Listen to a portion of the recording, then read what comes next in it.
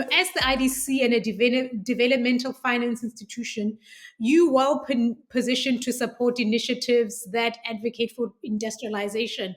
So there's a lot that's been discussed in the paper, and I'd like to get your view around how you are maybe kind of supporting some of these strategies that are being proposed and being deployed or employed.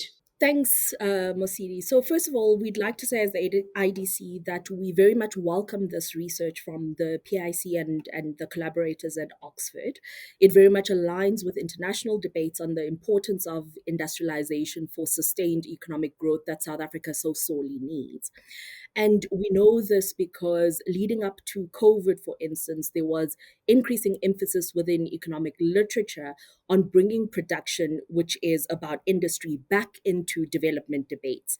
And then when we saw the shocks that followed from COVID, as well as the geopolitical tensions, we saw further emphasis, including within developed countries, on the importance of supporting productive industries as a part of achieving economic resilience and sustained development. As development finance institutions, we've then been called upon to solve for the development challenges, but also drive the thinking as well as the investments in these areas. And some of the key development challenges that I'd like to highlight and where there's opportunity to collaborate with institutional investors in solving for include things like learning effects, which are the time it takes to achieve economies of scale and scope in a number of industries, underinvestment in new industries, particularly in that period before the development of the ecosystem, as well as achieving economic dynamism by supporting challenger companies within the economies. So solving for those problems requires patient capital. This includes taking equity in businesses, but also providing longer repayment periods.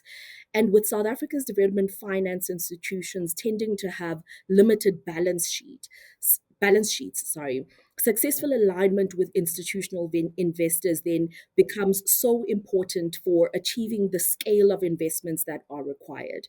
It also allows for us to collaboratively cover the different financial needs associated with different types of firms, sectors, investment maturities, and risk profiles. So as the IDC, we've already mapped out our sustainable industrialization pathways, including cross-cutting enablers for the pathways, and stand ready to work with institutional investors.